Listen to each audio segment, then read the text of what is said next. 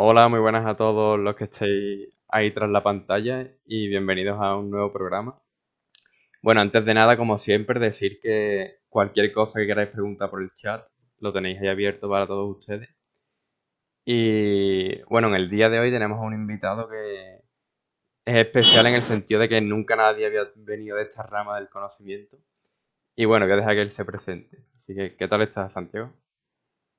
Muy bien, muchas gracias Alejandro por la invitación y darme esta oportunidad de charlar con vosotros sobre filosofía, política y cultura en general, aquello de lo que penséis que podemos tener una charla más productiva. Vale, pues para empezar y demás, o sea, yo contacté contigo a raíz de, o sea, pensamos que un filósofo o una filósofa podía ser interesante de cara al programa. Así que me gustaría preguntarte por cuándo se despierta tu interés por la filosofía y cómo llegas hasta ahora, que eres filósofo.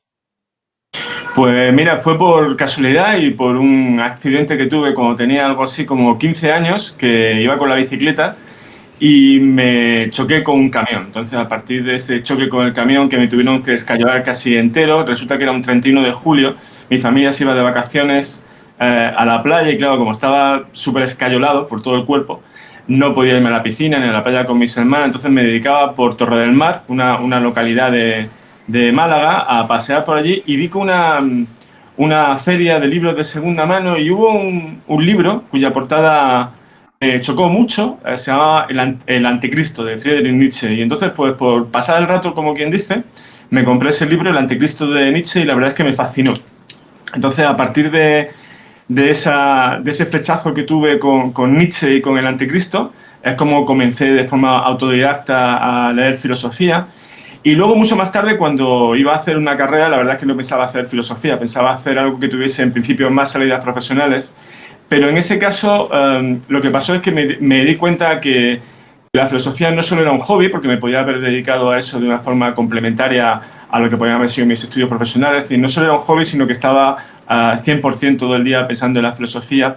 Y a partir de ella me dediqué a hacer la carrera de filosofía con el proyecto de dedicarme profesionalmente a ello. Entonces, como comentábamos antes de entrar en antena y en emisión, cuando a ti te gusta mucho una cosa y percibes que eres medianamente bueno en ello, pues luego la verdad es que las salidas profesionales van surgiendo de forma natural, con lo cual eso es una cosa que les suelo contar a mis alumnos, que a la hora de elegir la carrera tienen que tener en primer lugar aquello que les gusta.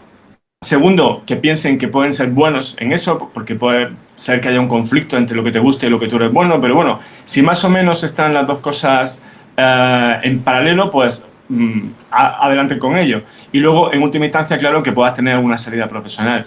Entonces ya a partir de mis estudios en la carrera de filosofía es cuando ya me dediqué a leer de forma más sistemática la filosofía y cuando un trabajo se convierte en también una vocación y al revés, una vocación se convierte en un trabajo, la verdad es que la vida es muy productiva y la verdad es que para mí trabajar en filosofía no solo es una cuestión que muchas veces lo ve la gente como un castigo, lo del trabajo, sino que para mí es casi un premio, ¿no? Yo cada día que me levanto me maravillo de que me paguen un dinero por dedicarme a la filosofía, algo que les tengo, que está muy agradecido a la vida en ese sentido.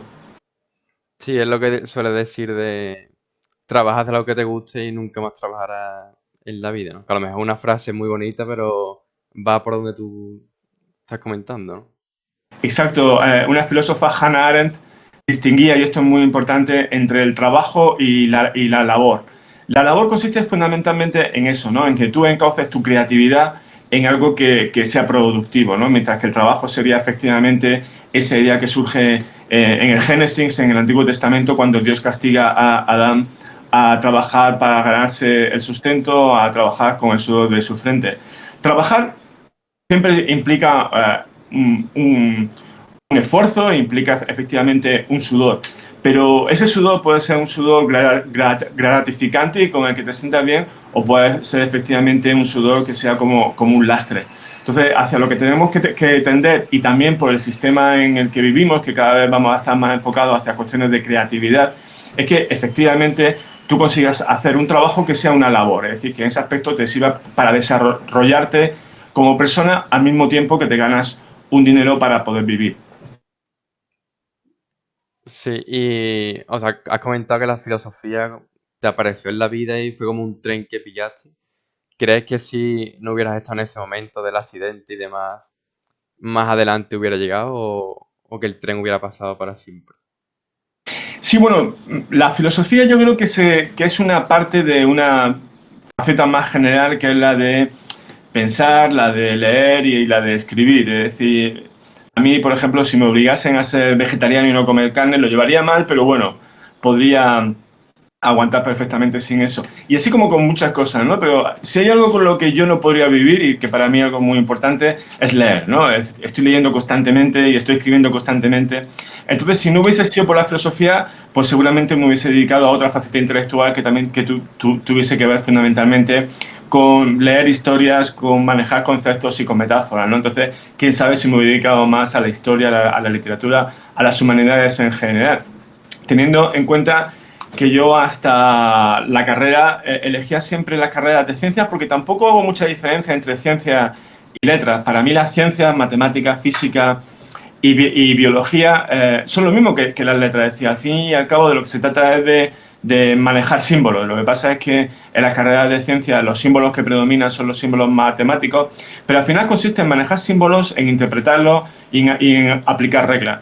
Con lo cual, si no hubiese tenido ese accidente que me hubiese enfocado de una manera tan directa por la filosofía, pues lo mismo hubiese sido historiador que hubiese sido a lo mejor físico. Es decir, eso ya es una faceta que tener que esperar a si existe la reencarnación en la próxima vida. Seguramente yo mismo me sorprenderé acerca hacia dónde se dirige mi vida. Porque también tenemos que estar un poco abiertos a la sorpresa, a la aventura, a la incertidumbre y saber manejar un poco con los acontecimientos que nos suceden en la vida. Porque como decía Ortega y Gasset, yo soy yo en mis circunstancias, si no salvo a mis circunstancias no me salva yo. Eso también tiene mucho que ver con el hecho de ser receptivo a las circunstancias de la vida e interpretar lo que te pase de la forma más positiva posible. Y en ese sentido sacarle jugo incluso a las cosas malas que te puedan pasar. Sí, al final somos víctimas de un destino que está impuesto y no sabemos muy bien por qué, ¿no? Entonces, claro, hay que saber llevar esas circunstancias. Sí, pero Y yo ahí, Alejandro, más sí, que sí, dime. víctima de nuestro destino, yo un poco, porque la palabra víctima ya te pone un poco en con respecto a pasividad y con respecto a que lo que te está vendiendo es una cosa mala que tienes que soportar, porque sí. Yo más bien diría que hay que ser como el ave fénix o como Prometeo, ¿no? Prometeo hacía cosas, como por ejemplo robar el fuego de los dioses para dárselo a los humanos, y en base a ello los dioses lo castigaban muchas veces, ¿no? Pero nos tenemos que imaginar a Prometeo o a Sísifo como felices haciendo esa tarea que el destino efectivamente le había dado. Pero bueno, si el destino te da una serie de tareas que tú has buscado, pues un poco lo que hay que hacer es más bien que como víctima, yo diría que es como una especie de surfer, ¿no? De surfeador. Te llega la ola y efectivamente la ola tiene más fuerza que tú y la ola va a hacer contigo lo que ella un poco te condicione. Pero tú puedes tener la capacidad para, a pesar de que la ola es más fuerte que tú, de alguna forma manejarla para llegar a algún destino que al final sea favorable a ti. Con lo cual, es cierto que en cierta forma estamos arrastrados por esa ola, pero no somos completamente inocentes ni estamos impotentes a la hora de dirigirla hacia donde nosotros queramos. También tenemos una responsabilidad en ese sentido. Sí, sí, sí. Comparto lo que dices. Y de cara, antes has dicho que, o sea, eres una persona que sabe constantemente leyendo, escribiendo, informándose y demás. Y a raíz de un artículo que leí el otro día, no recuerdo el periódico, pero, o sea, el titular decía, y la noticia en sí, o sea, que los niños y los filósofos tienen en común el despertar por la curiosidad. Entonces te quería preguntar si, o sea, los niños son filósofos y conforme van creciendo se van desvinculando de la filosofía. O sea, ¿cómo ves tú ese tema? Sí, eso que plantea es un tema fundamental y una de las cuestiones que planteo a mis alumnos, que son fundamentalmente adolescentes ya que tienen entre 15 y 20 años, es precisamente despertar esa vocación que tenían de niños por hacer preguntas. Y es verdad que muchas veces nuestro sistema educativo y nuestro sistema familiar, pues en ocasiones les reprime esa capacidad que tienen los niños de ver ante todo como un problema, pero sobre todo como un problema, al mismo tiempo que es un problema maravilloso, porque luego cuando llega la adolescencia no solo dejan de ver el mundo como un problema, sino que además esos problemas los ven fundamentalmente como una cuestión problemática y que les produce angustia. Entonces tenemos que volver un poco a ser como niños y a ser como Aristóteles, que decía precisamente que el fundamento de la filosofía era la admiración ante el mundo y la capacidad de plantear problemas ante ese mundo. Llega un momento en que el niño, ante esos problemas, le pide respuestas al padre. Y llega un momento en la edad, por la propia evolución y la propia madurez de la persona, que ante esos problemas uno tiene que tener la capacidad de plantear las soluciones por sí mismo, ¿no? Y eso ya crea un problema, porque ahora la responsabilidad no está en papá o en mamá, sino que está en ti mismo, ¿no? Y eso crea la angustia de la madurez, pero bueno, consiste fundamentalmente la madurez en saber sobrellevar esa problemática vital de la manera más equilibrada posible. ¿Qué tenemos que hacer los profesores? ¿Qué tenemos que hacer los padres? Fundamentalmente conseguir que los alumnos sigan planteándose esos problemas, no tanto pedirles, por ejemplo, en los exámenes, que nos den las respuestas que les han dado otros, que también, porque la memoria es importante, pero que esa memoria sea creativa, es decir, que las soluciones que han dado otros nos sirvan, pero no para repetirlas como dogmas, sino para que nosotros mismos se nos puedan ocurrir otras. Decía un premio Nobel de Física que era judío, y los judíos tienen una capacidad intelectual superior, no porque tengan una genética que los haga superiores a los demás intelectualmente, sino porque tienen un ambiente cultural que les lleva precisamente a plantear esos problemas. Entonces, cuando el premio Nobel de Física decía, ¿qué le ha llevado a usted a conseguir el premio Nobel de Física? Él respondía, mi madre. Porque mi madre, cuando yo iba al cole, me esperaba a la salida y mientras que las demás madres le preguntaban a sus hijos si habían respondido bien al profesor, mi madre lo que me preguntaba es si yo le había hecho una buena pregunta al profesor. Entonces, eso que hacía esa madre de incentivar a que su hijo se hiciese preguntas es una cosa que tenemos que conseguir tanto los padres y los profesores españoles con respecto al actual sistema, que siempre le buscamos la solución en hacer nuevas leyes y quizás lo que tengamos que hacer más bien nosotros es cambiar nuestra mentalidad para hacer esa educación hacia la creatividad basada en la memoria y basada en el esfuerzo. Pero creo que esas tres patas son las patas fundamentales de un sistema educativo, tanto en la familia como en el sistema escolar. Memoria, esfuerzo y esa creatividad que te lleva a plantearte el mundo como una admiración y también como un interrogante a la que tú tienes que dar una respuesta. Mira, nos dice Hugo por el chat que lo que estás diciendo es verdad. Dice que cuando somos chicos no paramos de preguntar. Además que es verdad, ¿no? Lo que has comentado, vaya.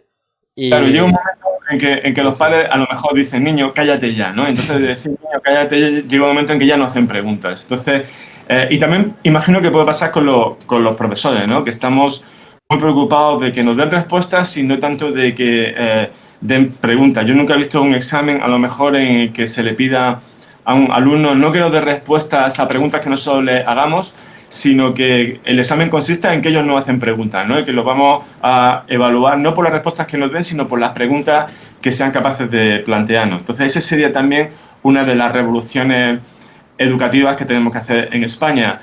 En mi campo lo he criticado muchas veces, lo he criticado a mis compañeros profesores de filosofía que tienen, por ejemplo, un examen de selectividad que es ridículo porque ponen unas cuantas preguntas prefabricadas que los profesores durante el curso lo que le enseñan a los alumnos fundamentalmente es a que se sepan de memoria las respuestas a esas preguntas que luego vomitan durante una hora y media en los exámenes de selectividad. Yo que he sido corrector de selectividad y me encuentro con que de repente hay 20 exámenes que dicen todo exactamente igual, palabra por palabra, ¿no? Porque es lo que han aprendido en su instituto. Mientras que en Francia no. En Francia el examen no está cerrado, no son una serie de preguntas prefabricadas que los alumnos tienen que memorizar, sino que se plantea como un ensayo creativo que el alumno tiene que responder durante varias horas basándose en unas cuantas fuentes, pero que él tiene que elaborar de una forma original, con lo cual no hay un examen igual que otro, ¿no? Entonces, si en España en ese caso cogiéramos la capacidad de esfuerzo que tienen los estudiantes en Singapur, obligados por su sistema, la capacidad creativa que tienen los estudiantes franceses a la hora de tener que elaborar un ensayo de filosofía y luego el sistema básico que está en todas partes del mundo, que es el de la memoria, pero enfocado no hacia la repetición, sino hacia la creatividad, pues el sistema iría muchísimo mejor. Pero eso es una mentalidad que tiene que estar también en las familias que sean capaces de exigirles a los profesores, no tanto que aprueben a sus hijos, sino que les enseñen bien. Y a lo mejor para enseñarlos bien, uno de los incentivos tiene que ser la amenaza del suspenso, ¿no? Yo suspendo a muy poca gente, lo cual no significa que no les amenace con el suspenso, pero como un incentivo precisamente a que hagan ese tipo de actividad intelectual, de plantearse preguntas y de dar respuestas originales. Sí, al final, yo como alumno que, o sea, he participado en el sistema educativo y demás, o sea, comparto lo que dices porque al final, en cuanto a selectividad, te preparan para, o sea, es un modus operandi para pasar una prueba, pero realmente después no se aprende. O bueno, se aprenderá, pero en un porcentaje muy bajo. Pero el foco del sistema no está en el aprendizaje, sino en pasar las pruebas. Exacto, y eso también tiene repercusiones en el mundo del trabajo, porque claro, si tú estás habituado a un sistema escolar que funciona y que reproduce el sistema de los funcionarios, pues claro, lo que tienes son estudiantes que luego están pensando en ser funcionarios. Es decir, yo cuando termine Derecho, pues voy a plantearme ser como un notario, porque es un poco lo que ya he conocido, ¿no? Estudio unos libros, hago unos exámenes y obtengo un resultado. No estamos incentivando a los alumnos a que no piensen tanto en trabajar para el Estado como para trabajar en la empresa privada, ¿no? Eso también está repercutiendo en que efectivamente no tengamos una mentalidad pro innovación, pro mercado, pro empresa, sino una mentalidad más pro Estado, ¿no? Tanto a la hora de trabajar como a la hora de encontrar una serie de soluciones a la sociedad, ¿no? Esperamos mucho que sea el Estado el que nos solucione todo y nos planteamos un poco que sea la propia sociedad civil y nosotros dentro de ella la que aportemos esas soluciones. Es un problema de España que ya Ortega y Gasset lo vio, ¿no? Y Ortega y Gasset, una cosa de las que planteaba es que efectivamente teníamos que tener más temor al Estado y en ese sentido reforzar la sociedad civil desde abajo, ¿no? Creando empresas, creando asociaciones y creando en general una espontaneidad social que ahora mismo falla en España y por eso es por lo que tenemos, por ejemplo, tanto paro juvenil, tenemos un sistema laboral tan esclerotizado. Mira, de cara a la educación, nos preguntan por el chat que, ¿qué opinas de que filosofía, o sea, que no se dé hasta, o sea, que se dé no desde principio en los niveles más básicos, sino que se incorpore ya, creo que es en cuarto de eso cuando se inicia, ¿no? Y después en bachillerato. Sí, realmente filosofía tal cual, para todo el mundo se inicia más bien en bachillerato. Donde yo trabajo, sin embargo, empieza antes, empieza en cuarto de la ESO, pero fue por una iniciativa que teníamos nosotros dentro del instituto. Y aquí en Andalucía va a haber una cosa muy buena, pienso yo, que es que se va a incorporar desde primero de la ESO una asignatura de debate. Y esa asignatura de debate puede estar muy bien porque efectivamente una de las cuestiones fundamentales de la filosofía es que tú seas capaz de argumentar, que tú seas capaz de pensar por ti mismo y además una cuestión muy importante en un mundo que es cada vez más populista y más polarizado entre maniqueos blancos y maniqueos negros, en el sentido de que tú tengas la capacidad de ponerte en lugar del otro. Entonces va a empezar el próximo curso esta iniciativa que a mí, ya te digo, me parece muy interesante, que es con debate desde primero de la ESO hasta segundo de bachillerato. Entonces, si tenemos la capacidad de que los alumnos sean capaces de argumentar sus razones en base a argumentos lógicos y en base a datos, eso creo que puede ser muy importante para una sociedad en la que los alumnos muchas veces depositan demasiado su confianza en Internet. Internet es un depósito donde la mayor parte de la información es información, entre comillas, basura, ¿no? Entonces, es una labor muy importante que sepamos distinguir entre la información basura y la información que merece mucho la pena. Internet es fantástico en ese sentido. Yo siempre digo que hace a la gente inteligente más inteligente y a la gente más tonta todavía. Entonces, si conseguimos que nuestros alumnos se pasen a aquellos que tienen una visión crítica de Internet y que la saben aprovechar con todo su jugo, eso puede ser un salto exponencial en la capacidad que tengan los alumnos de educarse por sí mismos. Es una cosa que yo no tenía en la Facultad de Filosofía. Yo ahora tengo mucha envidia de la gente que está haciendo filosofía, porque cuando yo estudiaba no existía Internet, no era ni siquiera un sueño, a nadie se le había ocurrido que Internet podía existir alguna vez, con lo cual yo estaba muy limitado a mis profesores y a los libros que estaban en la biblioteca. Si, por ejemplo, de liberalismo no había absolutamente nada. El modelo que había en las facultades de filosofía era, por un lado, o muy conservador, de tipo teológico católico, o muy de extrema izquierda, muy vinculado al marxismo y a la escuela de Frankfurt. Entonces era muy, muy difícil en aquella época tener opción a otro tipo de filosofías y a otro tipo de paradigmas. Yo tuve que ser mucho más tarde cuando salí de la facultad, donde pude estudiar a Hayek y pude estudiar la Escuela de Austria y pude estudiar un mundo más allá de donde estaba programado en la Facultad de Filosofía. Hoy ya no, es decir, hoy ya no, porque efectivamente tú te puedes hacer un currículum paralelo al oficial gracias a la productividad que ofrece Internet. Pero es muy importante que eso se enseñe en la escuela. Volviendo a tu pregunta, la filosofía es importante que se dé, pero no si se sigue dando una filosofía escolástica. Es decir, muchas veces se dice la filosofía sirve para aprender a pensar. Pero yo siempre digo, la filosofía lo primero que tiene que ser es crítica consigo mismo. Y con la asignatura de filosofía tal y como están diseñadas actualmente en el sistema escolar, no se enseña a la gente a pensar por sí mismo. De hecho, la mejor filosofía seguramente que se hace hoy en día en el mundo es en Estados Unidos, donde no hay filosofía en las escuelas, pero sí hay una gran filosofía de gran calibre en las universidades. Entonces, para seguir enseñando una filosofía escolástica, una filosofía de repetir lo que dijo Platón y lo que dijo Descartes, sin de verdad enseñar a los estudiantes a pensar por sí mismos, yo casi te diría que la filosofía no solo es positiva, sino que es nociva, porque al final da una imagen de la filosofía como una simple repetición de dogmas y de tabúes, o lo que es peor, reduce la filosofía a una especie de manual de autoayuda para intentar formar a mejores personas o a mejores ciudadanos. Pero esa no es la labor de la filosofía, porque como te decía, la filosofía es fundamentalmente crítica y la filosofía bien enseñada es un tipo de actividad que es muy peligrosa. Es muy peligrosa para la sociedad porque cuando tú aprendes a pensar por ti mismo, una de las primeras cosas que haces es poner en cuestión los fundamentos de tu sociedad. Al fin y al cabo, el mártir por antonomasia de la filosofía es Sócrates, al que precisamente fue la democracia griega la que asesinó porque hacía demasiadas preguntas. Entonces también a veces me planteo si los propios profesores de filosofía no estamos siendo cómplices de un sistema que efectivamente no quiere que los alumnos hagan preguntas inconvenientes e intempestivas.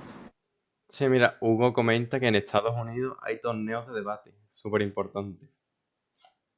Que al final es eso, que a lo mejor un mixto de enseñar teoría en parte de, bueno, la historia, la filosofía y demás, pero después lo que tú dices, después en las aulas es que, o sea, no hay capacidad crítica ninguna, ni se pregunta, y lo peor de todo es que también los alumnos tienen miedo a preguntar por si fallan, que se les vea mal después Exacto, en la propia clase. eso que acabas de comentar es fundamental. Nunca castigar en las clases a un alumno porque se equivoca, porque precisamente de lo que aprendemos es el error. Claro, tiene que llegar un momento, en el momento del examen y de la evaluación, en el que los errores y los fallos sean compensados negativamente, ¿no? Pero nunca hay que poner el acento en los fallos, sino más bien en los aciertos y sobre todo darnos cuenta que en el sector educativo lo que estamos haciendo es encauzar a los alumnos a la mejora. Entonces yo incluso planteo que los exámenes, más que una forma de evaluar, que también tienen que ser una forma de hacer que los alumnos aprendan. Y yo intento que mis exámenes para los alumnos sean, digamos, como la última oportunidad que tienen para seguir aprendiendo. Sí, te aseguro que si yo suspendo a alguien es porque no ha hecho absolutamente nada, ¿no? Pero en cuanto que yo veo que alguien tiene no solo interés, sino que se ha esforzado, el último que miro es efectivamente la noción del fallo y la cuestión del error. Lo que dice Hugo es muy importante y eso se ve muy bien en el Parlamento. En Estados Unidos no lo conozco tanto, que también, pero por ejemplo en Gran Bretaña en todas las universidades hay un aula de debate donde los alumnos están continuamente preparándose para la argumentación crítica y además con un nivel muy alto. Una cosa muy importante es que los debates no sean según el modelo habitual en los programas de Telecinco, sino que tenga un modelo académico alto, ¿no? Es decir, que los alumnos sean capaces de aprender cuáles son las falacias, cuáles son los sofismas, para no cometerlos ellos, pero también para detectar cuando los cometen otros. Y en ese aspecto no tienen más que comparar, por ejemplo, el nivel del Parlamento británico con el nivel del Parlamento español, ¿no? Hace poco hemos visto como en el Parlamento español un diputado decía que había que darle de collejas al presidente del Banco de España simplemente porque había hecho un informe. Entonces, en vez de criticar ese informe en su aspecto técnico, en lo que se pudiese haber equivocado, un diputado del Parlamento español amenazaba con violencia al presidente del Banco de España. Es decir, eso, por ejemplo, que sería completamente inasumible y que descalificaría a un alumno en un debate académico, pues sin embargo lo tenemos dando una muy mala ejemplaridad en el Parlamento español, ¿no? Hacia eso tenemos que evitar, ese tipo de populismo y de demagogia violenta, eso es lo que tenemos que intentar que desaparezca del ámbito público, porque alguien puede ser de extrema derecha, de extrema izquierda, de centro, de derecha o de izquierda, pero siempre, siempre, siempre lo que tenemos que ser es racionales en ese sentido. Sí, mira lo que comentaba, yo recuerdo que cuando yo vi el tema de las falacias en bachillerato, o sea, me gustó mucho porque te das cuenta de que racionalmente puedes, o sea, puedes ver si lo que te están vendiendo argumentalmente tiene sentido o si no. Y yo creo que en España precisamente pecamos de no saber distinguir mucho eso, porque en el Parlamento y después también en muchos titulares, o sea, juegan con la ignorancia de la gente en ese sentido. Bueno, así lo veo yo, no sé si lo compartes. Sí, sí, además es como tú dices, no solo sabes la falacia, sino también, eso es algo que estoy insistiendo mucho a los alumnos, a que nos demos cuenta de los sesgos cognitivos y sesgos emocionales con los que estamos diseñados de forma biológica, de forma natural. Por ejemplo, tenemos un sesgo biológico muy fuerte a preferir a la gente de nuestra tribu, de nuestra comunidad. El hecho de preferir a nuestra tribu y a nuestra comunidad es normal en el sentido de que son la gente que están con nosotros y por tanto es una cuestión de la propia naturaleza que los prefiramos. Sin embargo, eso tiene consecuencias políticas si se magnifica y se convierte ese sentimiento usual que tenemos de grupalidad en un odio al otro, ¿no? Que es una cuestión que estamos viendo en España con la diferencia entre ser un patriota, que es aquel que se siente vinculado a una historia y a una cultura y una lengua que es, digamos, la propia que tenemos todos, lo común que tenemos todos y que nos hace sentirnos miembros de una comunidad, al nacionalismo que lo que hace es que convierte ese amor hacia lo propio, en ese sentimiento de colectividad, en un sentimiento de enemistad y en un sentimiento de odio hacia otras comunidades. En ese sentido, varios patriotas de distintos sitios se pueden llevar muy bien entre ellos y pueden tener relaciones que sean de suma positiva. Sin embargo, los nacionalistas nos llevan a unos enfrentamientos de unos con otros y a pretender que lo que gana uno es porque se lo roba a otro, ¿no? Entonces tenemos esa serie de conflictos que tenemos que superar. Si tuviésemos más educación precisamente en manejar las falacias y también en ser capaz no de eliminar los sesgos, porque esos sesgos que nos hacen preferir a los de nuestra tribu frente a los de otros, forma comunidades que pueden ser positivas, como puede ser desde una familia hasta una cofradía gastronómica, ¿no? Pero sí nos sirve para, insisto, no eliminar esos sesgos, pero sí para depurarlos, para que sus efectos sean únicamente positivos y no lo lleven a enfrentamientos o a guerras, como lo que estamos viviendo ahora mismo en España. Pues mira, Marcos te pregunta si crees que influye mucho la política en la filosofía. Más bien ha sido, fíjate que ha sido al contrario, ha sido la filosofía la que ha influido mucho en la política. Y de hecho, una de las cuestiones que creo que más deberíamos de plantearnos actualmente es cómo hacer a la política más autónoma de la filosofía. La filosofía muchas veces no nos damos cuenta, pero modela nuestra forma de pensamiento de una manera que nos influye de una manera decisiva. Digo esto porque la política ha estado muy influida por el más grande filósofo de todos los tiempos. Decía Whitehead, un filósofo inglés, que toda la historia de la filosofía no eran más que notas a pie de página de Platón. Y efectivamente, Platón hace 2500 años tenía una visión de la política que era muy despectiva, que era muy negativa. Entonces intentó llevar la cuestión política a que funcionase como la filosofía. ¿Qué quiero decir con eso? Que la quiso hacer muy teórica y la quiso hacer regida por la cuestión de los fines y de las metas, con lo cual él decía que los mejores políticos tenían que ser los filósofos. Entonces, toda la tradición occidental es un intento de la filosofía por dominar la política. La política es otra historia. La política, en ese sentido, tiene un enfrentamiento muy fuerte con la filosofía, porque mientras que la filosofía es más teórica, la política es mucho más práctica, tiene que ver con la actividad, es casi como una performance estética donde tú no sabes lo que va a suceder.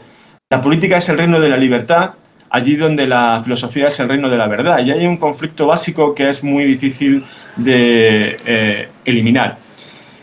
Yéndonos al campo de la filosofía propiamente dicha, También sucede que la filosofía está muy influida por la política y es muy difícil que tú escuches a un filósofo o escuches a un historiador también sin que te des cuenta de cuáles son sus sesgos ideológicos y políticos.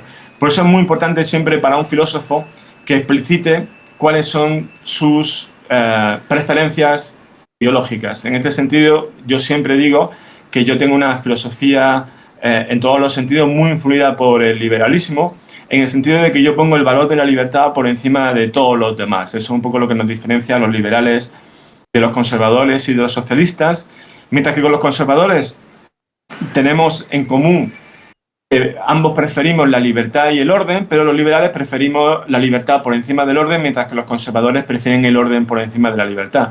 Con respecto a los socialistas pasa algo parecido. Los socialistas también también le dan mucho valor tanto a la libertad como a la justicia, pero ellos le dan más importancia a la justicia que a la libertad.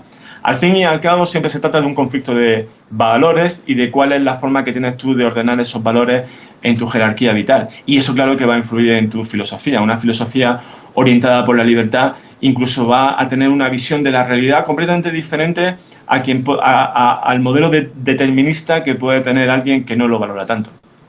Yo siempre lo que le pregunto a la gente en ese sentido es su política, pero su política en el sentido más alto, es decir, cuáles son los valores fundamentales y el orden en el que los colocas, ¿no? Entonces, siempre que alguien coloca la libertad en el primer sentido, va a ser una vida y una filosofía mucho más orientada hacia la pluralidad y hacia la espontaneidad, mientras que si pones como primacía cualquiera de los otros dos valores, el orden o la justicia, va a tener una visión de la realidad y de la sociedad mucho más jerárquica, mucho más orientada hacia el control.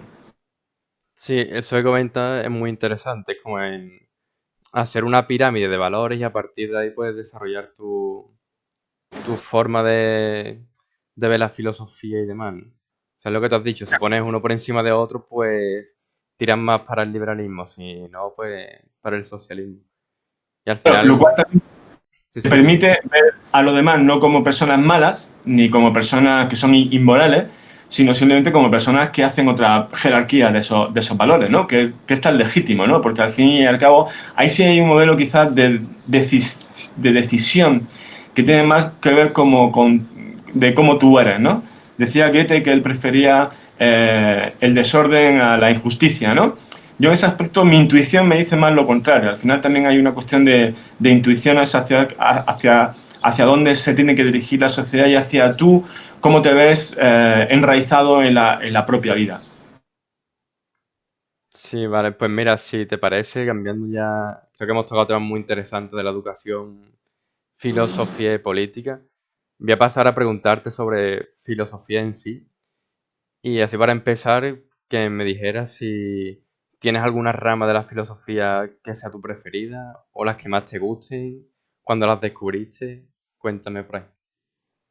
Sí, mi rama de la filosofía que más me satisface, en la que me siento más a gusto y sobre todo en la que más leo, es la filosofía política. En ese sentido, y como te he comentado antes, que me considero un liberal, pues estoy mucho más cómodo leyendo a los autores liberales que tienen que ver en ese sentido con una raíz española, porque el liberalismo precisamente surge en el siglo XVI con la Escuela de Salamanca en España, y luego toda esa tradición que surge de Juan de Mariana en España se traslada a Inglaterra con John Locke y con John Milton, y luego ya se expande por el mundo entero, fundamentalmente por Alemania, con Kant, con Schiller, luego de nuevo en Gran Bretaña, con Isaiah Berlin y con otros autores, y ya se va expandiendo por el mundo, fundamentalmente a través de dos escuelas alemanas, como son la escuela de Viena, con Friedrich Hayek o von Mises, y también la escuela de Friburgo,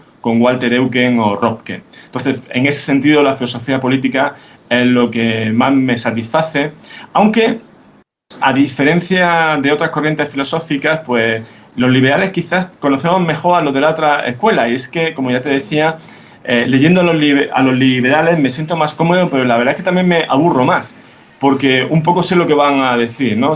Para mí son mucho más predecibles y eso hace que también lea con mucho placer a autores de otras escuelas como pueden ser, claro, el marxismo, ¿no? En ese sentido, Karl Marx es un autor al que he leído mucho, con el que estoy en desacuerdo en casi todo, pero que tengo que reconocer que era un gran pensador, y en ese sentido muchas veces extraigo ideas del marxismo un poco para traerlas al campo del liberalismo.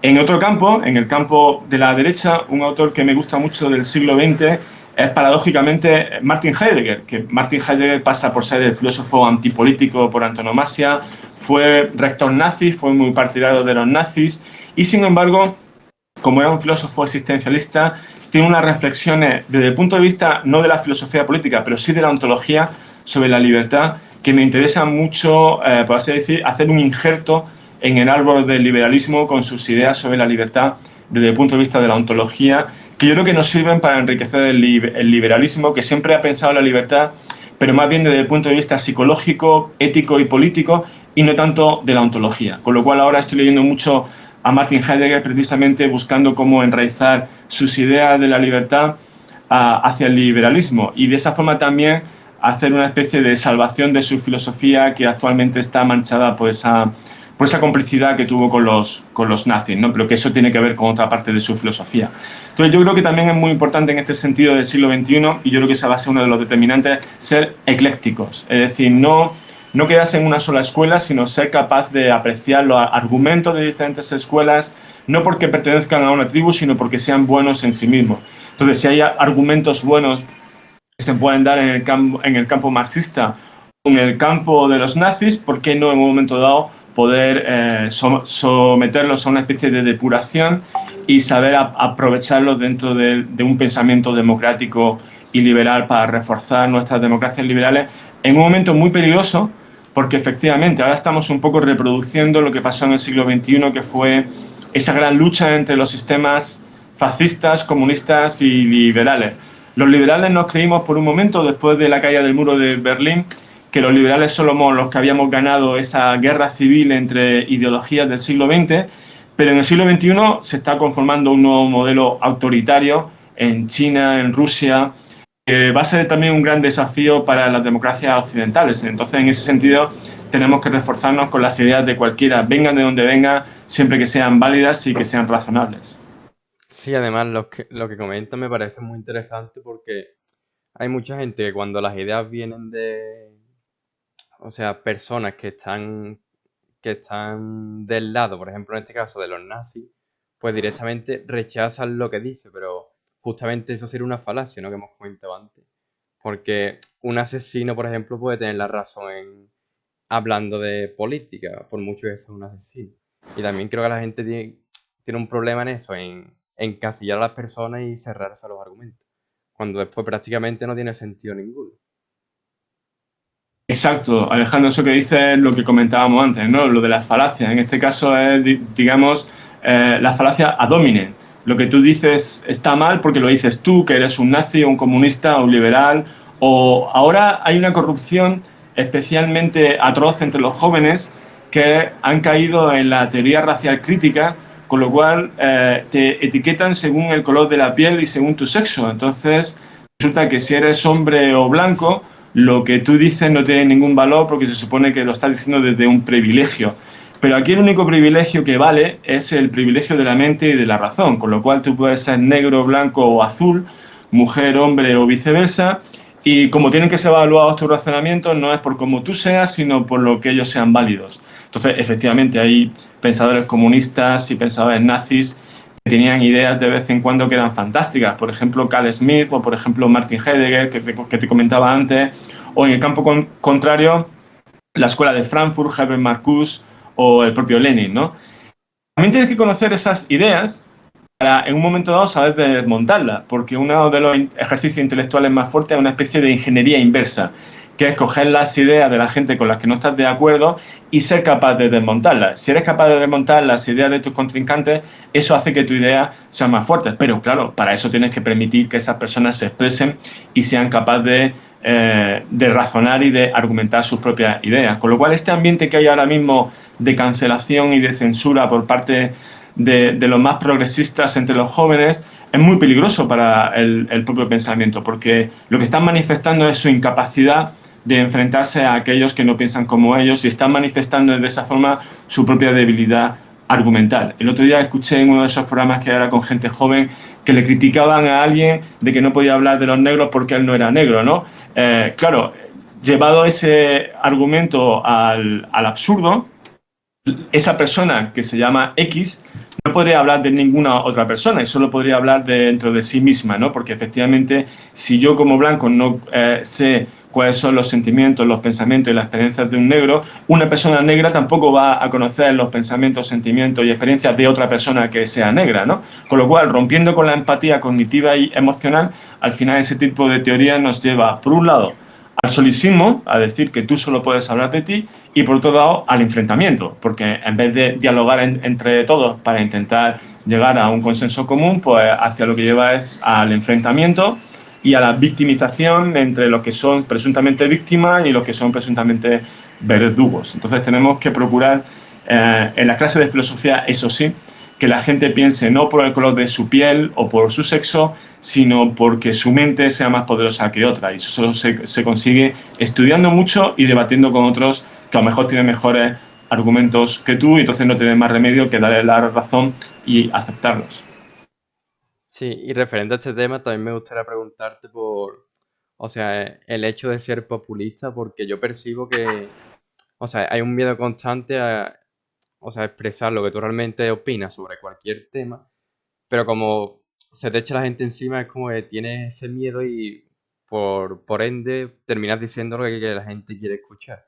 O sea, yo creo que en la política se ve muy reflejado, y ya no solo en la política, yo por ejemplo, no sé, en grupos de amigos y demás, es como que en el momento que hay 10 personas que opinan diferente a una, esa una persona ya está cancelada, como te has comentado. Y o sea, a mí me da pena porque es como que no se avanza nunca. Nos conformamos con lo que hay y actitud crítica cero. ¿Cómo lo ves?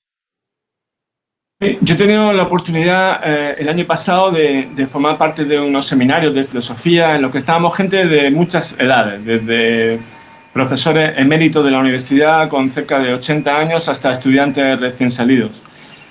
Y una cosa que me sorprendió es que los que eran más incapaces de expresar sus ideas era la gente joven. Es decir, que los nuevos estudiantes eran los que eran más proclives a censurar las ideas de los demás y basándose en una indignación moral a intentar que otra gente no expresase sus ideas, ¿no? Eso en la Facultad de Filosofía en Granada, que donde te estoy diciendo, era una constante, con gente que, por ejemplo, se ha hecho dueña de los pasillos de la universidad y van poniendo, en este caso, por ejemplo, te lo decía, ¿no? Ponían imágenes y fotos de feministas de todas las épocas. Entonces, en un momento dado, yo puse una imagen de Ayn Rand, una filósofa liberal. Pero como resulta que esta filósofa liberal no está dentro de ese campo homogéneo del feminismo radical, pues lo quitaba, ¿no? Y cuando iniciaba una discusión sobre eso, pues rápidamente me querían cancelar. Lo que pasa es que luego está la cuestión del miedo que tú decías. Claro, yo vengo de una época, años 80 y años 90, donde la agresividad por ejemplo, la gente del Opus Dei o la gente comunista era muy fuerte. Yo tuve problemas a la hora de ir a ver películas de Jean-Luc Godard, Yo te saludo María, por ejemplo, porque venían lo del Opus Dei y querían que no viésemos esas películas. También vi como estudiantes comunistas pretendían censurar y cancelar a profesores que eran del Opus Dei simplemente porque no eran de su cuerda, ¿no? Entonces estábamos ahí los liberales diciendo a los del Opus Dei, vamos a ver la película que queramos y si os ofende, pues no vayáis. Y a los comunistas les decíamos, ese profesor será del Opus Dei, pero tiene tanto derecho a sus clases como las que tenéis vosotros, ¿no? Siempre hay un intento de homogeneizar el pensamiento.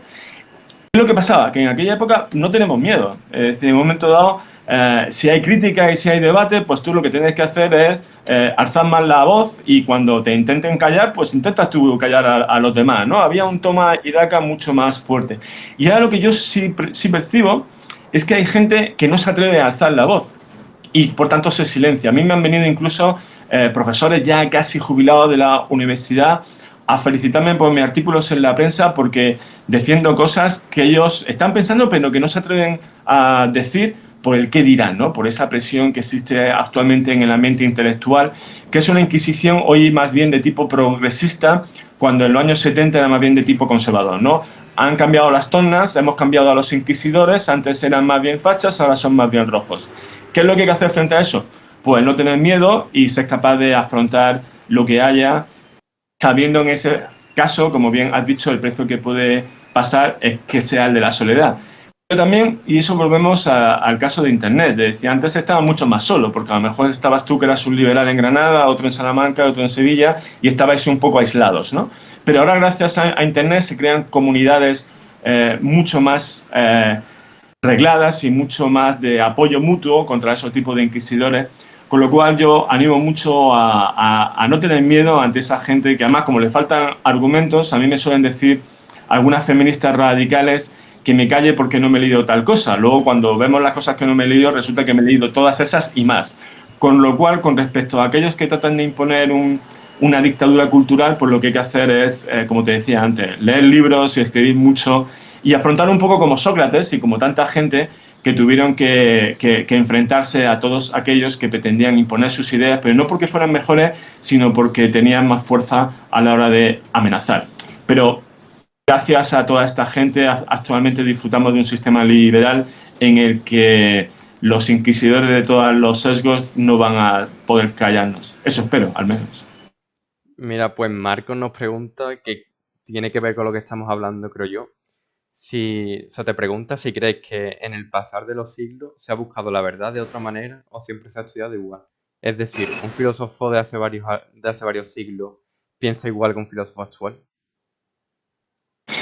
Sí y no. Eso es muy interesante. Eso que plantea Marcos es muy, muy interesante, porque efectivamente nosotros no vemos los problemas desde las circunstancias en las que los veían los pensadores de otra época.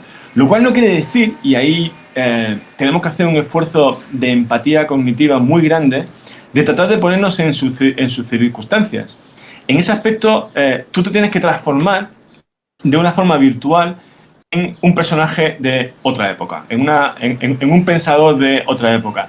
Tienes que intentar ver el mundo como se veía en esa época. Con lo cual tú consigues, es como una especie de máquina en el tiempo virtual, y para eso tienes que hacer un esfuerzo de empatía cognitiva y de empatía moral impresionante. Lo cual te llega, por ejemplo, a ponerte en la piel de Platón, que tenía muchas cosas malas en el sentido de que defendía ideas que ahora nos parecen absurdas, por ejemplo, su autoritarismo.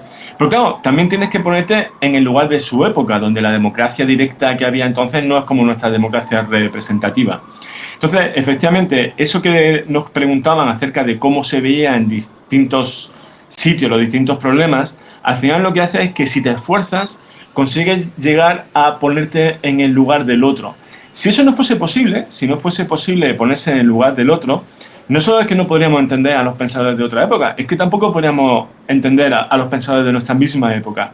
Porque ¿qué tiene que ver un finlandés con un español o con un norteamericano? En ese sentido, hay un libro sobre tauromaquia que está escrito por un médico indio de la India, que llegó a España con sus prejuicios acerca de lo que era la tauromaquia, pensaba que era un horror, que era una cosa de bestias y de bárbaros, pero como tenía ese talante también científico de comprobar las cosas por sí mismos, no se le ocurrió otra cosa que ir a una corrida de toros en Sevilla. Y claro, una vez que tú tienes la capacidad de ver las cosas tal y como son, incluso superando tus propios prejuicios, pasó de ser un adversario acérrimo de las corridas de toros a convertirse un admirador de las mismas. Entonces, lo mismo que un indio es capaz de eliminar sus prejuicios y ver unas corridas de toros, una tauromaquia, como la puede ver un español, también nosotros podemos hacer ese ejercicio de traslación en el espacio y en el tiempo para ponernos en la piel de un griego de hace 2500 años o de un filósofo medieval en la época de la Inquisición. ¿Por qué no? Porque además en todas las épocas ha habido gente que ha pensado blanco y negro. El feminismo, por ejemplo, lo empezó Platón en sus obras, en La República, cuando defendió la igualdad esencial entre hombres y mujeres, en una época, la suya, que estaba completamente dominada por la misoginia. Entonces, si Platón en ese aspecto fue capaz de ir contra su época, también nosotros podemos ir contra nuestra propia época transformándonos en atenienses del siglo V, siempre con mucho cuidado de tener en cuenta que podemos estar haciendo una traslación equivocada en algún aspecto. Pero esencialmente no veo ningún problema en que nos podamos poner en la piel de otras personas, y es un ejercicio fantástico para convertirse en otro, porque ahora que vivimos una época conocida como la época de las políticas de la identidad, que todo el mundo está muy interesado en definirse de una forma muy fija y muy dogmática como hombre o mujer, o como blanco o negro, o como lo que sea, sería muy interesante que hubiese también una reacción para que hubiese una filosofía de la otredad.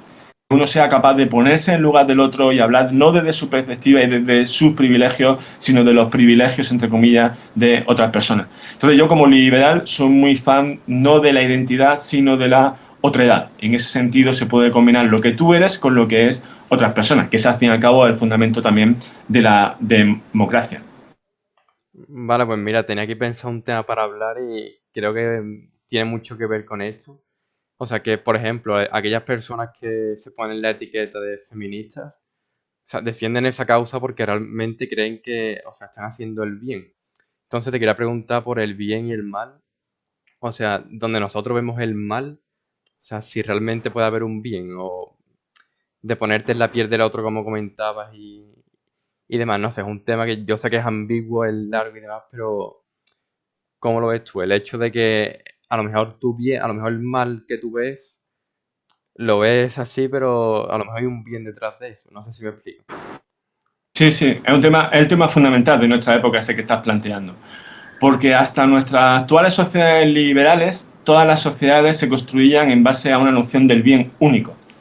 Claro, si solo hay una noción del bien, eso a lo que te lleva a pensar es que a los que tienen otra visión del bien, no es que sean alternativos a ti, sino que son los enemigos a los que hay que destruir.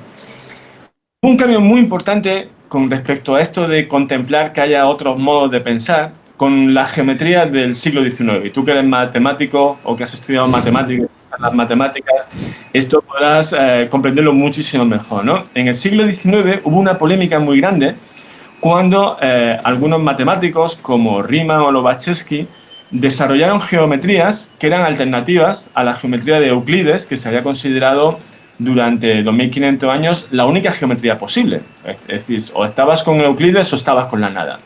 De repente llegan geometrías que cambian los postulados a partir de lo que se construye en esa geometría. Entonces había un filósofo de la lógica muy importante que era Frege.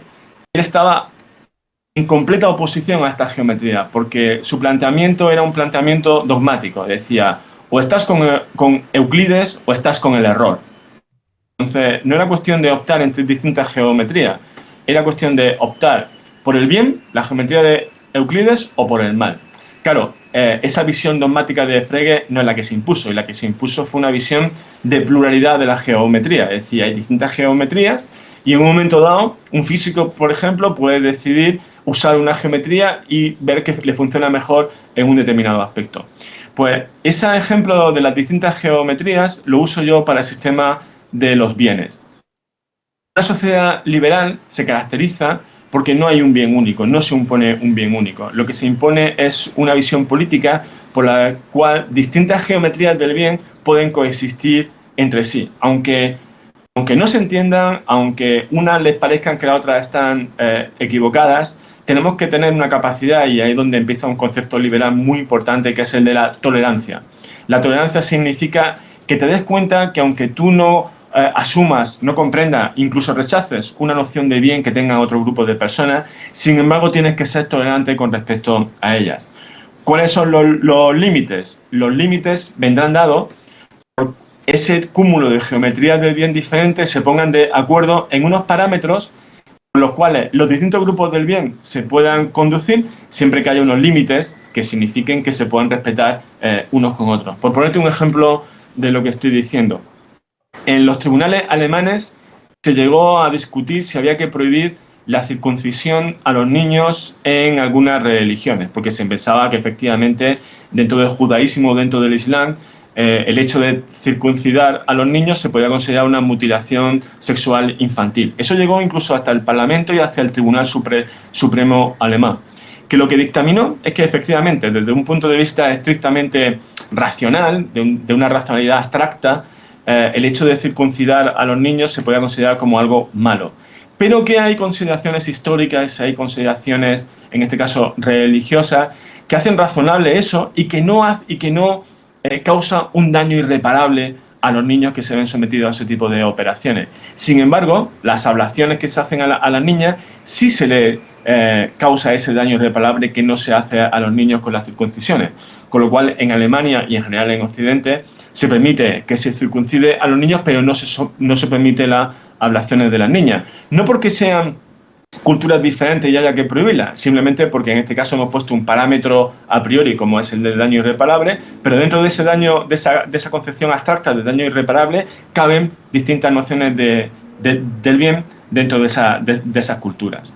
Con lo cual, lo que tenemos que aprender efectivamente en una sociedad liberal es a convivir con grupos de personas que tienen concepciones del bien diferentes. Lo que sí cabe claro es el diálogo entre ellas para intentar cooptar a sus miembros de unas a otras, ¿no? Pero lo que ya no cabe es como se hacía antes, que los que pensaban que algo estaba bien consideraban que los demás estaban en el mal, ¿no? Esa visión dogmática y maniquea es la que en nuestras sociedades liberales ya afortunadamente no tenemos, y por eso es por lo que te comentaba lo de las distintas geometrías como analogía con las distintas concepciones del bien. Vale, pues sí ha quedado. El ejemplo de la geometría queda muy bien. Pues mira, si te parece que ya estamos rozando la hora de programa, te voy a hacer una sección que tenemos preparada, no muy larga, y tú nos vas comentando, ¿vale? O sea, son casos hipotéticos y tú nos dices qué tal. Vale, pues la primera pregunta es si pudieras traer del pasado a un filósofo para rebatirle sus ideas, ¿a quién traerías en un debate? Interesante. Sin duda, creo que traería a... Te he dicho antes que el más grande era Platón, sin embargo, como mi flechazo primero y aunque él no era liberal en absoluto, ¿no? Sigue siendo un poco mi sustrato filosófico importante. Con el que más me gustaría hablar sería con Nietzsche, porque Nietzsche creo que es, digamos, el filósofo contemporáneo más grande que ha existido. Entonces, en ese aspecto, me gustaría charlar con él, sí, sí. Más que para debatirle, que sería imposible, pero sí para preguntarle unas cuantas cosas, porque además, como él tenía ese estilo tan críptico y aforístico, hay muchas cosas que sus libros los tengo anotados con interrogante y con preguntas que me gustaría hacerle. Entonces, como yo soy mucho de subrayar y de escribir en los libros, entonces yo creo que como el filósofo al que más preguntas le tengo hecho es a Nietzsche en sus libros, pues sería con Nietzsche. ¿Le enseñarías el libro cuando estuvieras hablando con él? Para que te Exacto, respondiera las preguntas. exacto.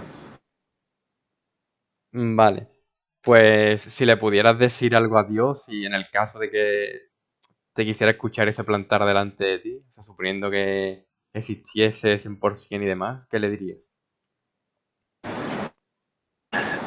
Adiós. Sí, es que esa pregunta es casi imposible porque es que no soy capaz de imaginarme a Dios. O sea, me imagino a Dios, sí, pero como una fuerza abstracta. Entonces, preguntarle algo, o sea, preguntarle a un ser infinito y perfecto, a alguien finito como yo, sería, no sé, más que preguntarle, lo que le diría es, dime tú lo que quieras, porque, claro, eso sería muy interesante. Eso a veces se lo hago a mis alumnos. En vez de hacer una pregunta sobre algo, lo que le digo es, háblame de lo que tú quieras. Y en ese caso yo diría a Dios, háblame de lo que tú quieras, porque ¿qué le puedo preguntar yo a Dios? Es que sería como una hormiga hablando con un ser humano. Sería, insisto, más allá de lo que se me ocurriría. Sí, porque a lo mejor hay personas que se imaginan la figura de Jesucristo humano, pero claro, al no venirte a ti a la mente eso, pues, claro, ¿qué le vas a preguntar? Es Claro, complicado. claro, es que muchas veces, claro, cuando normalmente la gente habla de Dios, habla de figuras históricas, ¿no? Como puede ser Jesús o como puede ser Mahoma como su profeta, etcétera, ¿no? O más bien lo antropomorfiza, ¿no? Como en el caso también del Jehová del Antiguo Testamento. Pero claro, cuando yo pienso en Dios, más bien, como te decía, pienso como una especie de fuerza abstracta que puedo en un momento dado verme ante ello, pero sería más bien como un cúmulo de fuerzas y de tal, ¿no? Entonces, claro, si me dice ante Jesús sí sería diferente. A Jesús sí que le plantearía algún tipo de pregunta, pero claro, no sería tanto como Dios, sino como persona, como judío que vivió en el siglo primero del mismo. Entonces, a Jesús sí que le haría alguna pregunta. Siempre, porque Jesús creo que es uno de los personajes fundamentales de la historia. Al fin y al cabo, nuestra civilización descansa en dos personas, Sócrates y Jesús. Entonces, tanto con Sócrates como con Jesús sí que me gustaría hacerle preguntas. Lo que me temo es que tanto Sócrates como Jesús no la responderían, porque Sócrates, porque su especialidad no era responderlas, sino hacer preguntas, y Jesús, porque como siempre respondía con metáforas, pues seguramente cuando le hiciera una pregunta directa me respondería con otra metáfora, con lo cual Un sinfín. al final tampoco me aclararía mucho las cosas. Yo a Jesús lo que le preguntaría, por ejemplo, es si de verdad él creía en lo de poner la otra mejilla, que siempre me ha parecido que pone a Jesús más allá de cualquier cuestión moral y hasta qué punto él decía eso. Es una de las cosas de Jesús que siempre me ha sorprendido más. Yo siempre lo pongo de ejemplo de una moral que en cierta forma es inmoral. Entonces me gustaría en ese sentido charlar con Jesús en una penúltima cena que hubiese tenido. Vale, pues la siguiente, si tuvieras que quedarte con, o mejor dicho, si tuvieras que enseñarle a alguien la filosofía a través de un mito, para que esa persona se enganche a lo que es la filosofía, ¿qué De mito un, un mito, o alegoría le enseñarías? de un mito sería sin duda el de Prometeo. Prometeo que fue capaz de robarle a los dioses para que tuviesen el fuego los humanos, pero ese conocimiento que trajo a los humanos le supuso un castigo, le supuso un precio. Entonces ese mito ejemplifica muy bien dos cosas. En primer lugar, que para llegar al conocimiento hay que esforzarte. Y segundo, que todo conocimiento implica un precio. Y que tienes que conocer ese precio y tienes que saber si eres capaz de pagar ese precio. También me gusta mucho, en relación con Prometeo, el mito de Eva y el árbol del conocimiento. Porque Eva, por ejemplo, que tiene muy mala fama en el cristianismo y que siempre se pone como la persona que nos llevó a tener un pecado original y se la presenta como alguien negativo. Sin embargo, yo lo presento a mis alumnos ese mito como de Eva como positivo, en el sentido de que ella fue capaz de desobedecer a Dios, pero por una buena causa. Y esa buena causa era comer del árbol del conocimiento del bien y del mal. La gente usualmente conoce eso como el árbol, como si fuese un manzano, como si fuese una manzana, pero muchas veces se comenta que se ha sustituido el árbol del conocimiento del bien y del mal por una manzana como una forma de explicárselo a los niños. Yo creo que es más bien una forma de ocultar lo que hizo Eva. Y lo que hizo Eva fue pagar el precio de la felicidad por el conocimiento. Entonces, el hecho de que Eva fuese capaz de sacrificar la felicidad del paraíso por el hecho de tener conocimiento también me parece muy sintomático de lo mejor de la especie humana. Y para mí, Eva es, desde el punto de vista mitológico, está a la altura de Prometeo y a la altura de Sócrates y de Jesús desde el punto de vista de personajes reales. Vale, y la última que tengo preparada, si te metieras en la política y fundaras un partido, ¿a qué filósofo, ya sean actuales o históricos, elegirías para formar equipo? Si formas un partido con filósofos, Alejandro, te dura el partido 2 días. O sea, a los 2 días te aseguro que el partido ha desaparecido. Incluso ha habido intentos de asesinato entre ellos. Es imposible que haya un partido político con filósofos. ¿Por qué? Porque hay un principio fundamental en un partido que es el de la lealtad más allá de la verdad.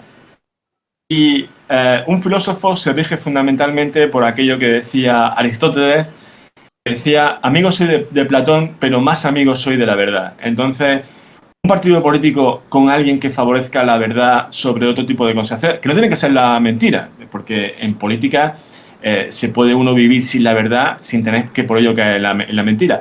Pero sí es cierto que tienes que maquillarla hasta un nivel tal que es incompatible con la filosofía. Pero de todas formas, si ya llevado tu pregunta a un ejemplo plausible, yo, claro, haría un partido político que fuese con personas que están dentro del liberalismo. Entonces, en ese aspecto, en España tenemos que reivindicar, y yo creo que cualquier partido de centro español, me da igual que sea más conservador, más liberal o más socialista, debería de tener como filósofo programático a José Ortega y Gasset. Era, digamos, el gran referente filosófico durante la Segunda República, y no sé muy bien por qué, bueno, sí sé por qué, ha sido un tanto soslayado como referente filosófico en la actual transición. Digo que sí sé por qué, porque efectivamente Ortega y Gasset, después de la Segunda República y de la Guerra Civil, tuvo una relación de silencio con respecto al franquismo, que eso hace que mucha gente le haya puesto la cruz y que no lo quiera reivindicar tanto.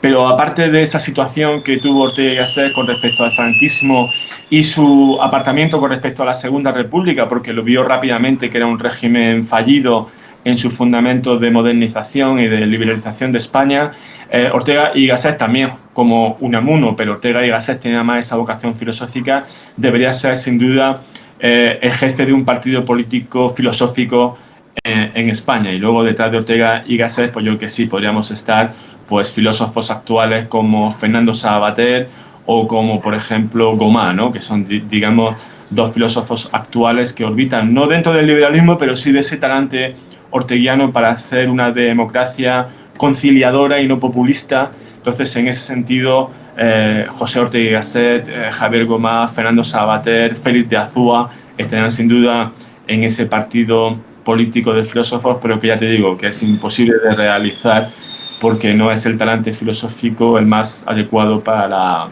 lo que exige la política. Lo cual no es decir nada malo de la política, es simplemente decir que la política, como te decía antes, es el reino de la acción, mientras que la filosofía es el reino del pensamiento. Y ahí hay un conflicto básico que lo hace irresoluble.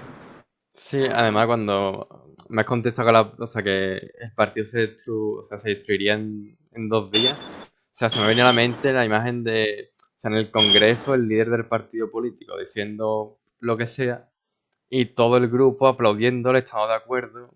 Y claro, eso sería imposible porque no van a poner la lealtad por encima de la verdad, como te has comentado. En los congresos estos de los partidos ves eso, a todo el mundo aplaudiendo, ¿no? En un congreso, después de un meeting del presidente, en un partido formado por filósofos, después de que el presidente ha dado un discurso, en vez de aplauso lo que habría es todo el mundo con la mano levantada para hacer críticas, para hacer preguntas, para hacer oposición. Entonces, claro, sería hacer la oposición dentro del partido, sería de una inestabilidad máxima. Vale, ya para terminar la entrevista, charla que hemos tenido, me gustaría, por una parte, o sea, que recomiendes al público, o sea, entretenimiento en cuanto a películas, libros, series, o sea, para gente experta en filosofía que se esté iniciando como tú veas. Y después que nos hable un poco sobre tus libros que tienes y demás, proyectos que llevas a cabo y que vendas lo que quieras. Ok, con respecto a películas, sin duda alguna la película más filosófica que existe la hizo de filosofía política, que claro, es difícil en el cine y en la literatura hacer otro tipo de filosofía. En filosofía política la película más importante que existe es El hombre que mató a Liberty Balance de John Ford. John Ford es sin duda el director de cine más grande de todos los tiempos, tanto desde el punto de vista formal como desde el punto de vista del contenido. Entonces, El hombre que mató a Liberty Balance es un prodigio de película sobre cómo se pasa del estado de naturaleza al estado de sociedad, de cómo se construye un estado que sea capaz de imponer la ley de la civilización con respecto a la ley de la naturaleza y tiene también muchísimos vínculos con respecto al populismo, tiene reflexiones de mucho interés sobre cómo el fundamento de la democracia es la educación y también es una propuesta súper valiente sobre la necesidad de la fuerza para poder imponer las ideas, no como las ideas sin fuerza en ese sentido son completamente inestables y banales en el ámbito de la política. Entonces, si yo recomiendo una película sería sin duda El hombre que mató a Liberty Balance de John Ford, que precisamente sobre esa película se basa el último libro que he escrito y que se publicará en los próximos meses, que se llama 10 razones para ser liberal, que se publicará, como te digo, en los próximos meses. Y utilizo mucho esa película como hilo conductor de las distintas ideas, de las distintas razones que tiene el liberalismo como filosofía política. Aparte de ese libro, también he escrito otro que se llama el síndrome de Blair Ramen, que tiene que ver con el transhumanismo, con la transformación que está desarrollando el hombre de su propia naturaleza en relación a la tecnología y a la ingeniería genética. Tengo también un libro sobre series de televisión, precisamente de lo que comentábamos antes, entonces series de televisión, sobre todo aquellas que tienen que ver con la filosofía política. Hay una que es de gran importancia porque es la favorita de Iván Redondo, que es actualmente la mano derecha de Pedro Sánchez en el gobierno, que se llama El ala oeste de la Casa Blanca, cuyo creador es Aaron Sorkin, que es un gran guionista y es alguien que está muy preocupado por las cuestiones políticas desde un punto de vista progresista. Entonces, para cualquiera que quiera conocer el ámbito de la política desde dentro, está muy bien verse El ala oeste de la Casa Blanca. Desde un punto de vista de la ciencia ficción, sin duda la serie más impresionante que hay es Battlestar Galactica, que plantea un duelo muy interesante entre androides y humanos, ¿no? Es esta vieja pesadilla que tenemos los seres humanos de que nuestros constructos tecnológicos pueden llegar un momento a rebelarse contra nosotros y destruirnos, con algunos matices muy interesantes porque los humanos y los androides en esa serie todos son religiosos, con la salvedad de que los humanos son más bien monoteístas, mientras que los androides son politeístas. Entonces, esa idea de que un androide, cuando al fin desarrolle una inteligencia superior, tenga también la necesidad de creer en Dios, me pareció un acierto en la serie. Y bueno, ahora que se aproxima la Eurocopa y como una constante, también tengo un libro sobre filosofía del fútbol, porque el fútbol sin duda, digamos, es la gran pasión social de nuestros días, es lo que más mueve a las multitudes y también lo que mueve un gran negocio. Pero aparte también es un deporte muy interesante desde el punto de vista filosófico. Decía Albert Camus que él todo lo que sabía de ética lo había aprendido en un campo de fútbol, él era portero en un equipo infantil de Argelia. Entonces también escribí un libro sobre filosofía del fútbol que le puede resultar interesante a aquellos que están interesados en el deporte y en cómo aprender ética de una forma alternativa a los temas como usualmente se suelen dar. Y ya por último, por hablar de un libro que no es mío, pero que estoy leyendo en la actualidad, bueno, ya he terminado de leerlo, he escrito un par de reseñas sobre él porque me ha interesado mucho. Es un libro de un profesor norteamericano que se llama Dana Villa y se llama Arendt y Heidegger, y es sobre la relación que tuvieron filosófica este filósofo nazi del que te hablaba antes, Heidegger, y su discípula más impresionante, que era Hannah Arendt, que daba la casualidad que era una alumna judía, muchos de sus alumnos eran judíos, aparte ella se convirtió en su amante cuando era su estudiante, pero bueno, el libro no va de esas cuestiones personales, sino va más bien de la cuestión filosófica de fondo, que es la cuestión de la política desde el punto de vista de la filosofía, con apuntes muy interesantes sobre Aristóteles y Nietzsche. Por lo cual, aquellos que estén interesados en la filosofía densa, pero escrita de una forma muy clara, les recomiendo mucho este libro de Villa, que se llama, como te decía, Arendt y Heidegger. Vale, pues si no quieres añadir nada más, decirte que muchas gracias o sea, por aceptar la invitación. Personalmente me ha gustado mucho el programa y creo que van a salir cosas muy interesantes. Y como te comenté antes, fuera de directo, que eso, que el programa lo vamos resubiendo poco a poco, con clips y demás. Así que ya lo irás viendo por nuestras redes sociales. Y bueno, que un placer tenerte por aquí. Gracias a ti y como te comentaba antes, Internet, una de las cosas buenas que tiene es que hace más inteligentes a los que ya son inteligentes y que aunque hay la mayor parte de información y de comunicación en Internet es basura y hay que saber distinguir lo bueno de lo que no es tan apropiado, iniciativas como la vuestra me parecen fantásticas. Es decir, que vosotros contribuyáis, hagáis esta contribución a que Internet se convierta en un sitio de debate y de conversación sobre temas que pueden ser más profundos de los que usualmente se tratan en los medios de comunicación masivos, me parece genial. Es decir, que enhorabuena y tenéis mi felicitación y sobre todo mi admiración por esto que hacéis, porque tenéis delante de vosotros un futuro apasionante que vais a hacer vosotros mismos. Pues muchas gracias por tus palabras, de verdad. Bueno, pues muchas gracias a los que habéis estado por aquí, a los que nos veáis después resubido. Y hasta luego, que tengáis un buen día.